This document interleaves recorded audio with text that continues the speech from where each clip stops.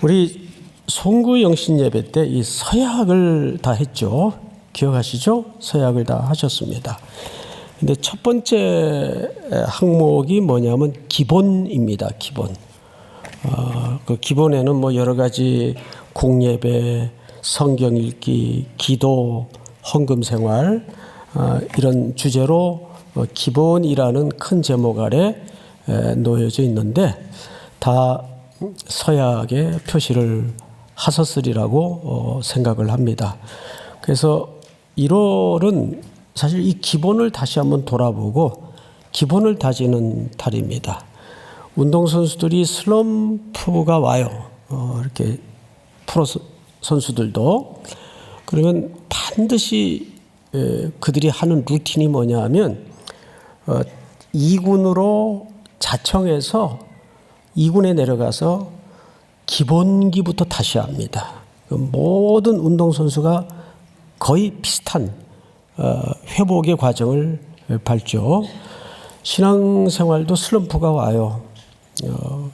특별히 목회자들에게도 깊은 슬럼프가 올 수 있고 그럴 때마다 달리 방법이 없습니다. 다시 한번 기본기로 돌아가서 기본의 가르침을 헤아려 보고 기본기를 다지는 것이 회복의 관건입니다. 그래서 오늘 큰 주제가 성도의 기본이라는 첫 번째 시간인데 오늘 주제는 천지의 주재권, 천지의 주재 되시는 하나님. 이게 무슨 얘기일까? 창세기 14장은 아시는 것처럼 11조가 담아진 이야기로 아주 유명하죠. 그래서 뭐 좀 성경에 익숙한 분들은 가볍게 이렇게 생각하실 수 있습니다. 뭐 또 1월이니까 헌금 얘기하려나 보다. 물론 헌금 얘기할 겁니다. 하지만 단순히 헌금 그 이상의 이야기를 헌금보다 사실은 더 높고 큰 이야기를 하려고 합니다. 자, 배경은 이렇습니다. 창세기 14장 1절서부터 16절까지는 성경에 최초로 등장하는 연합과 연합대, 진영과 진영 사이에 큰 중동 지역에 전쟁의 이야기가 담아져 있습니다. 연합 세력이 결성되어서 하는 전쟁으로는 첫 번째 기록입니다. 근데 이 이야기를 통해서 왜 갑자기 11조 이야기가 기록되어 있을까에 대해서 우리가 좀 접근을 해보겠는데요. 마침 소돔이라는 지역에 아브라함의 조카 롯이라는 인물이 일찍이 들어와서 거주해서 열심히 살았습니다. 정말 잠 못 이루고 열심히 살아서 또 성공도 했고 부도 엄청나게 축적을 했어요. 근데 전쟁이 일어나면서 몽땅 털립니다. 평생 달려왔던 쌓아놓은 모든 것들이 한 순간에 날아가 버려요. 12절을 한번 볼까요? 12절을 보시면 소돔에 거주하는 아브라함의 조카 롯도 사로잡고 그 재물까지 노략하여 갔더라. 다 털린 거예요. 평생에 모은 것들이 순식간에 다 날아간 겁니다. 거기서 겨우 목숨을 건져 빠져나온 한 사람이 이 급박한 비보를 집안의 제일 어른격인 아브라함에게 와서 전합니다. 그래서 아브라함이 그 상황을 듣고 가만히 있을 수 없어서 14절을 보시면 이렇게 되어 있습니다. 우리 유보엘 목사님 한번 읽어주시겠어요? 아브라함이 그의 조카가 사로잡혔음을 듣고 집에서 길리고 훈련된 자 318명을 거느리고 단까지 쫓아가서 자, 여러분 보세요. 아브라함이 집에 훈련시킨 가신들이 있었습니다. 몇 명이라고 되어 있죠? 318명이에요. 이 정도 인원이면 진짜 잽도 안 되는, 비교도 안 되는 적은 숫자입니다. 아무리 그들이 무공을 훈련하고 전술을 익혔어도 4개 족속과 5개 족속이 엉켜 싸우는 실질적인 중동 전쟁이에요. 근데 그 한복판에 모든 걸 회복하겠다고 뛰어들어가서 무슨 사단 병력을 데리고 간 것도 아니고 집에서 훈련시킨 318명의 가신들을 데리고 뛰어들어갑니다. 결과가 어떻게 됐는가? 15절을 보시면 우리 한번 읽어주시겠습니까, 목사님? 그와 그의 가신들이 나뉘어 밤에 그들을 쳐부수고 다메섹 왼편 호바까지 쫓아가. 네, 아주 그 전략을 잘 썼어요. 야밤 기습을 한 겁니다. 모두가 잠들어 있는 시간이었을 텐데 습격을 한 거죠. 그래서 16절 좋은 건 여러분들이 한번 읽어보세요. 시작.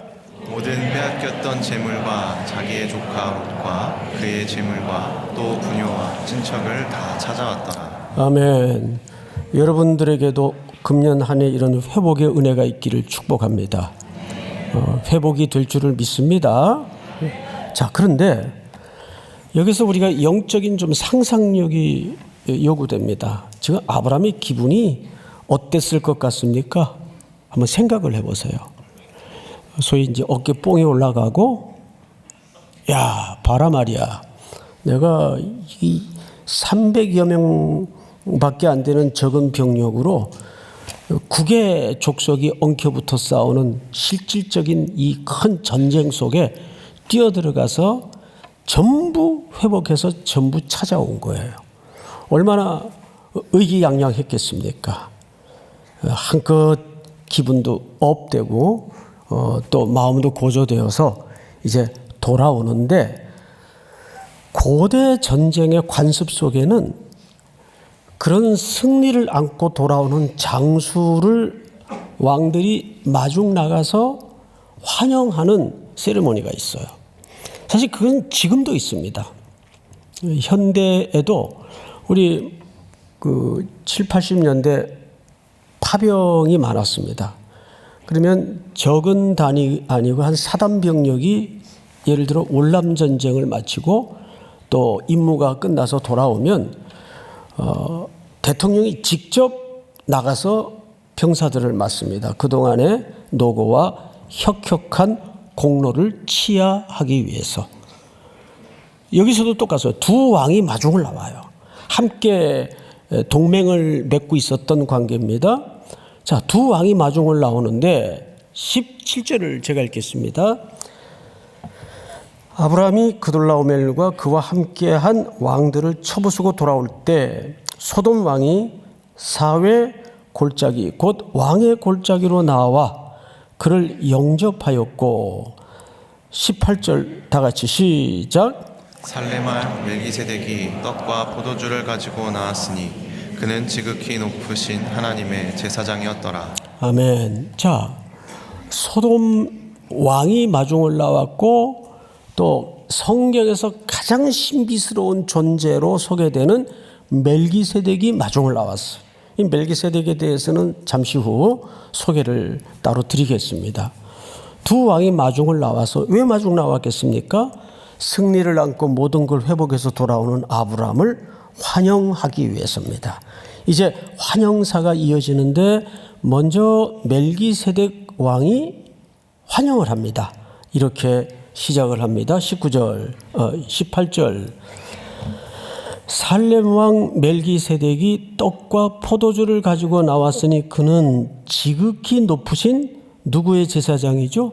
하나님의 제사장이었더라. 그가 아브라함에게 축복하여 이르되, 여기서부터 환영사입니다. 천지의 주제이시오 지극히 높으신 하나님이여 아브라함에게 복을 주옵소서. 자, 이 환영사를 깊이 헤아려서 해석할 필요가 있어요.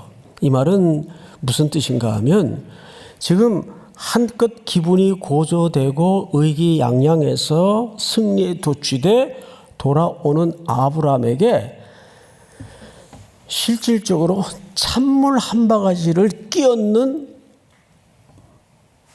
내용입니다. 아브라함, 정신 차려.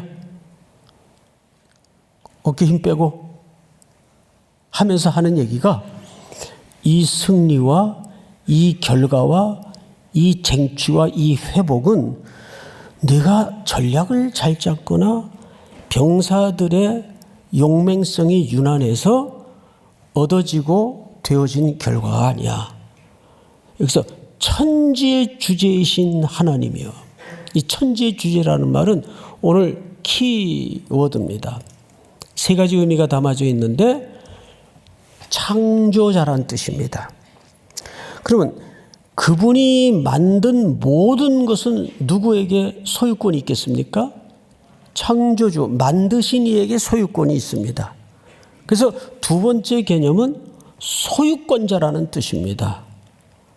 그리고 소유권자가 잃어버렸던 것을, 자기 백성들이 훼손되고 잃어버렸던 것을 다 되돌리고 회복하시는 구원자라는 세 가지 고백이 이 표현 속에 담아져 있어요. 그래서 천지의 주재권 하면 로드십입니다. 이 모든 일들과 이 모든 것의 진정한 주권자와 주인은 누구신가? 그 고백이 이 표현 속에 담아져 있는 거예요. 그래서 19절을 다시 보시면 그가 아브라함에게 축복하여 이르되 천지의 주제시오 지극히 높으신 하나님이 아브라함에게 복을 주옵소서. 이제부터 복을 주시라는 말이 아니라 너의 결과와 너의 승리와 너의 모든 회복은 천지의 주재권을 갖고 계신 하나님께서 하신 일이다. 이 뜻이에요. 그리고 20절을 볼까요? 계속 이어집니다. 20절 우리 유보열 목사님 한번 읽어주시겠어요? 너희 대적을 내 손에 붙이신 지극히 높으신 하나님을 찬송할지로다 하매 아브라함이 그 얻은 것에서 10분의 1을 멜기세덱에게 주었더라. 자, 여기 성경에서 최초로 11조를 드리는 장면이 등장을 합니다. 그런데 먼저 11조를 드리기 전에 멜기세덱 왕이 20절을 보시면 너희 대적을 네 손에 붙이신 지극히 높으신 하나님을 어떻게 할지니라 찬송할지니라. 자, 앞을 잠깐 보십시다. 여기 찬송이라는 말은 히브리 말에 또 다른 번역이 가능한 표현이 뭐냐 하면 감사할지로다 그 말이에요. 그러니까 찬송하다, 감사하다 사실은 히브리 개념으로는 동의어입니다. 자, 그러면 여쭤볼게요. 많이들 11조를 율법으로 알고 있습니다. 근데 이때는 창세기니까 율법이 모세가 있기도 전입니다. 그래서 여기에 11조가 최초로 등장한다는 말은 곧 11조는 율법이 아니고 감사가 본질이에요. 믿습니까? 그래서 11조는 율법의 개념보다 훨씬 높은 개념입니다. 왜? 감사가 본질이기 때문에. 근데 많이들 11조를 율법으로 이해를 해요. 그러다 보니까 자꾸 이런 질문들을 하시는데 목사님 근데 11조를 드릴 때 새 전후로 해야 됩니까? 새 후로 해야 됩니까? 알아서 하세요. 그냥 그거는. 네? 그건 질문이 안 돼요. 왜? 감사기 때문에. 율법이 아니에요. 근데 한국교회 조금 슬픈 현상 중에 하나가 뭐냐 하면 이 11조를 자꾸 율법으로 강조하고 12월 11조 떼먹으니까 이번 달 그렇게 빵꾸가 나는 거야. 하나님을 너무 이렇게 비하시키는 그건 명예훼손이에요. 하나님에게. 그런 표현은 있을 수가 없어요. 하나님이 그런 좁쌀스러운 분이 아닙니다. 자, 여기서 우리는 한 가지 오해를 걷어냈습니다. 11조가 율법이 아니라 뭐구나? 감사가 본질이구나. 그러면 새 전후로 해야 될까? 새 후로 해야 될까? 그거 중요하지 않다 그 말이에요.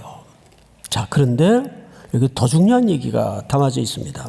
찬송할지로다 하매 아브라함이 그 얻은 것에서 얼마를 멜기세덱에게 주었어요? 10분의 1.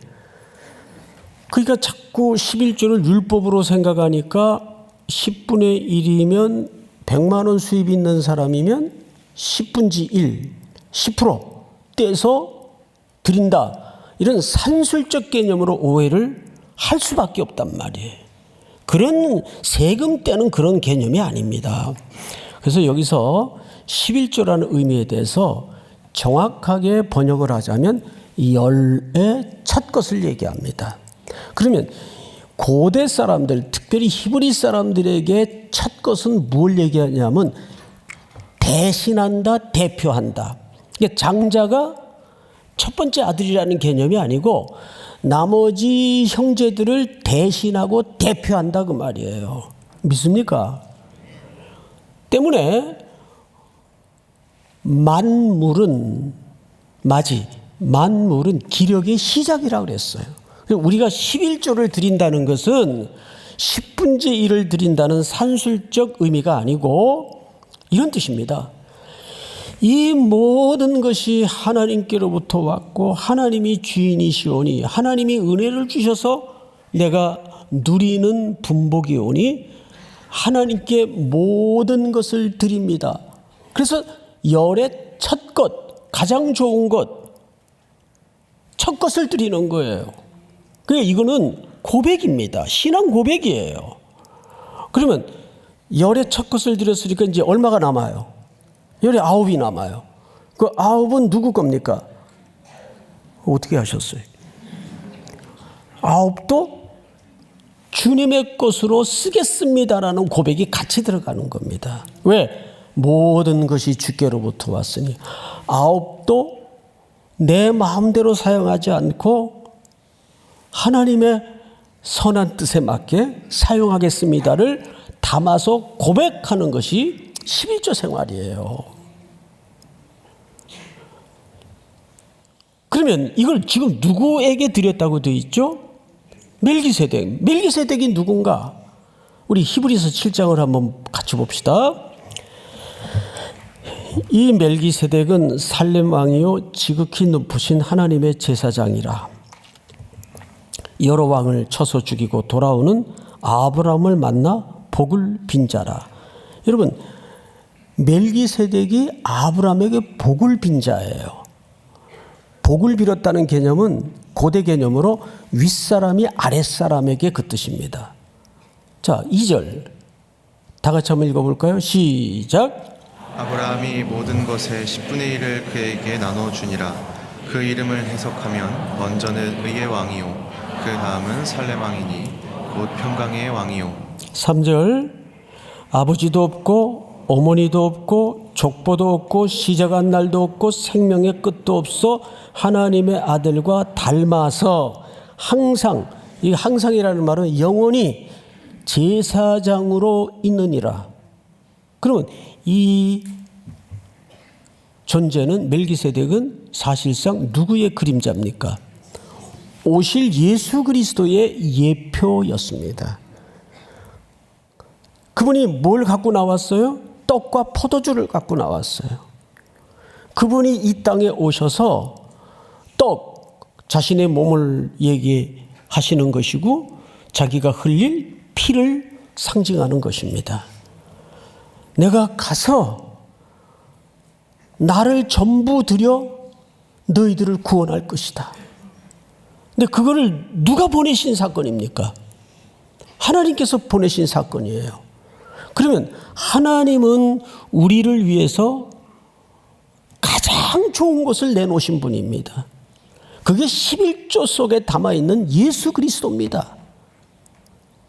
무슨 말인지 아시겠어요, 여러분? 그러니까 11조는 단순히 번 것 중에 세금 떼듯이 그런 개념으로 접근을 하면 이건 하나님에게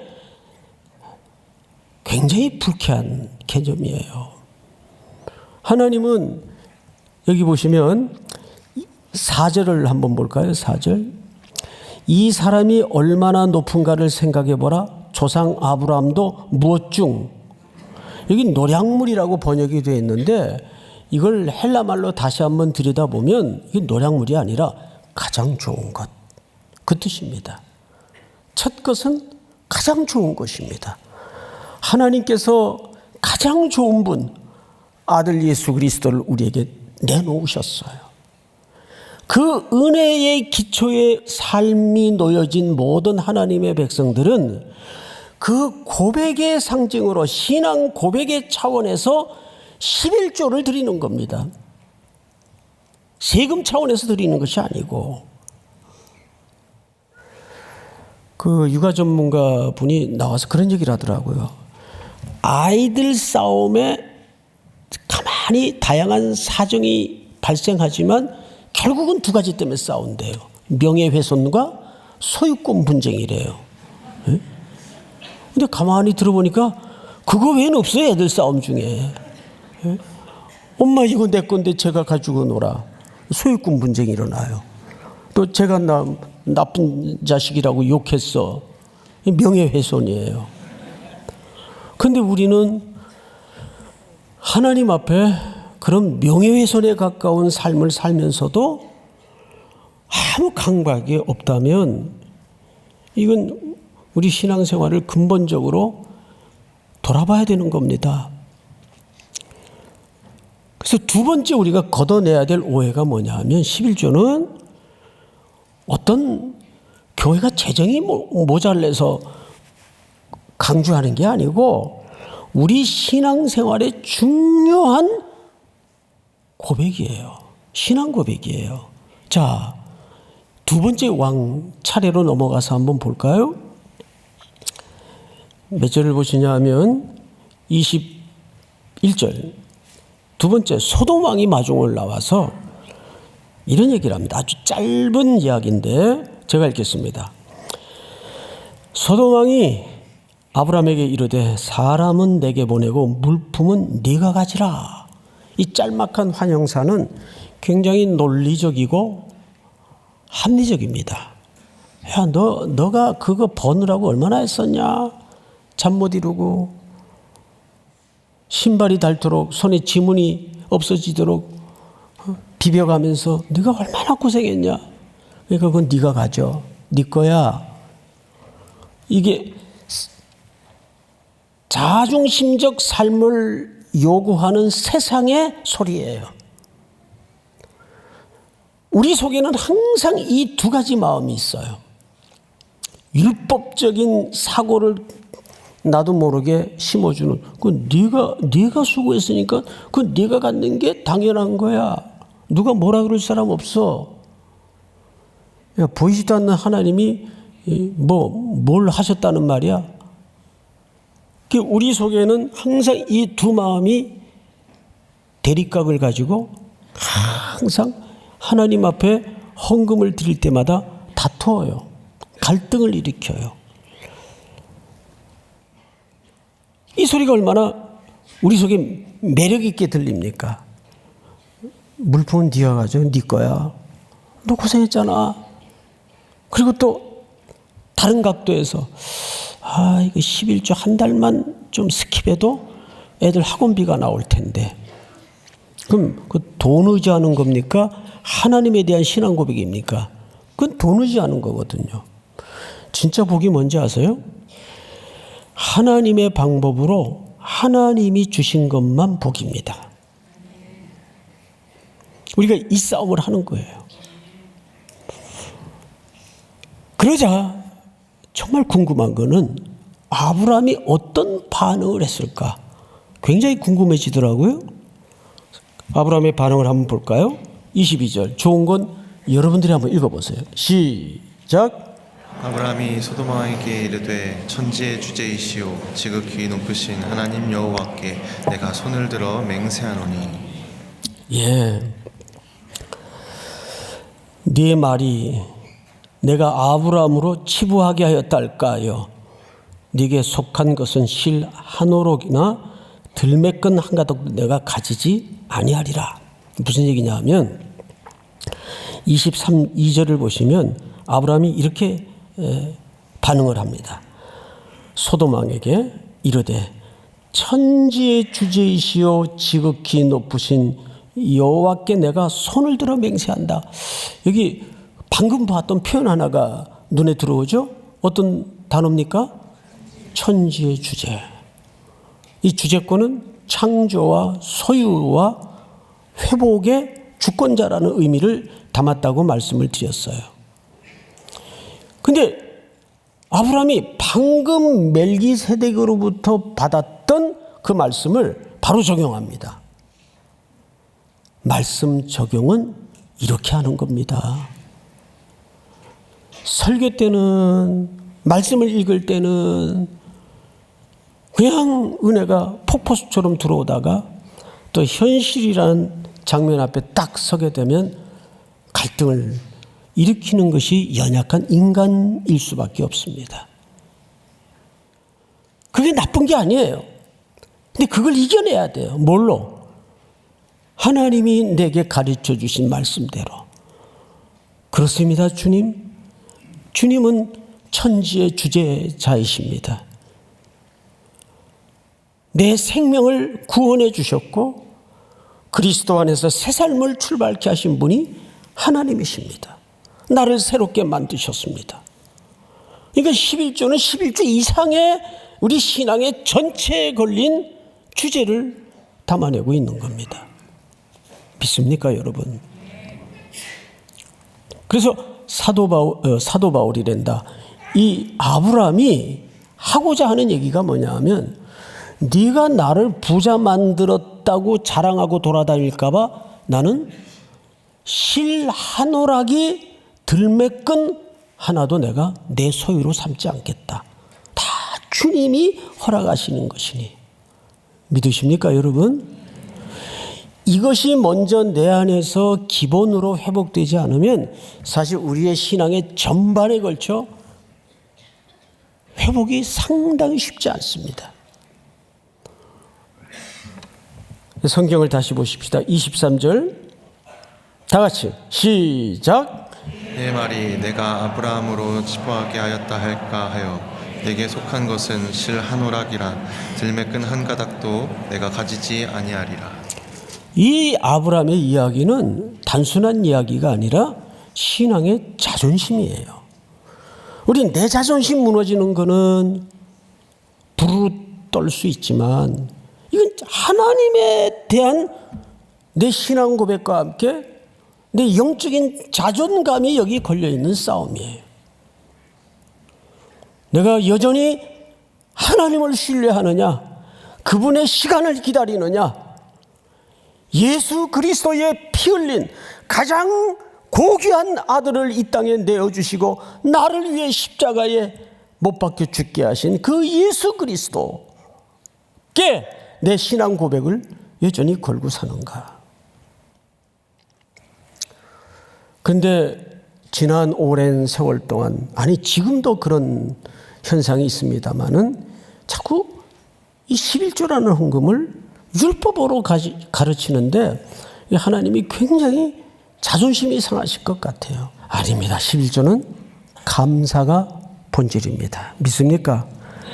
그걸 누구에게 드렸다고요? 멜기세덱에게. 멜기세덱은 누구의 예표입니까? 그리스도의 예표예요. 다시 말해서 내가 어떤 기초 위에 내 인생이 서 있는가를 고백하는 신앙 고백의 싸움이에요. 소돔 왕에게 아브라함이 고백했던 내용은 영적인 자존감을 건 외침입니다. 소돔 왕의 속삭임이 우리가 예물을 드리고 헌금을 드릴 때마다 굉장히 한켠에서 자꾸 건드려요. 2026년도는 하나님이 주시는 물질과 그분이 허락하시는 타이밍에 그분의 방법대로 마음껏 담대하고 거침없이 하나님의 복을 누릴 수 있는 저와 여러분들이 될 수 있기를 축복합니다. 다 일어나십시다. 내가 주인 삼은 모든 것 내려놓고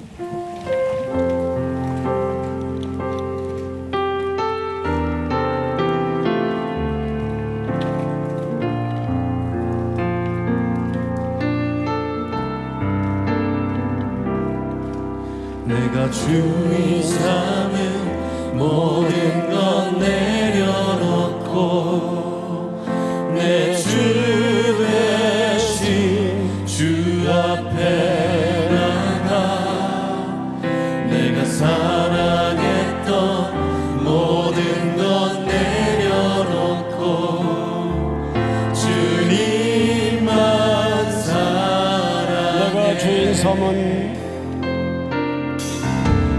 주인 삼은 모든 것 내려놓고 내 주 대신 주 앞에 나가 내가 사랑했던 모든 것 내려놓고 주님만 사랑해. 오른손을 들고 내가 주 사랑 거친 풍랑에도 깊은 바다처럼 나를 잠잠게 해. 주 사랑 내 영혼의 반석 그 사랑 위에 서리. 주 사랑 거친 풍랑에도 사랑 거친 풍랑에도 하나님께서 우리를 넉넉히 이기게 하시는 믿습니다. 나를 잠잠게 해. 주 사랑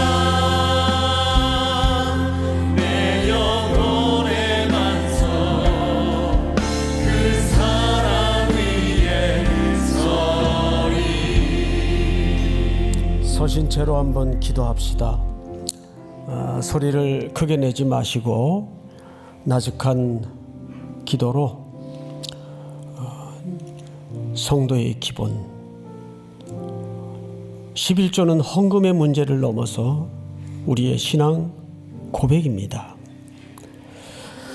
그리고 11조의 본질은 율법이 아닌 감사입니다.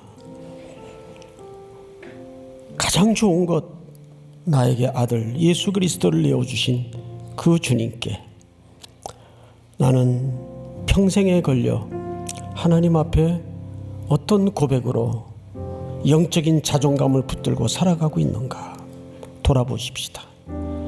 끊임없이 내 안에 소돔 왕의 음성과 멜기세덱의 가르침이 항상 갈등을 일으키고 충돌합니다. 오 하나님, 2026년은 이 기본부터 내 안에 온전하게 회복되게 하여 주시옵소서. 기도합시다.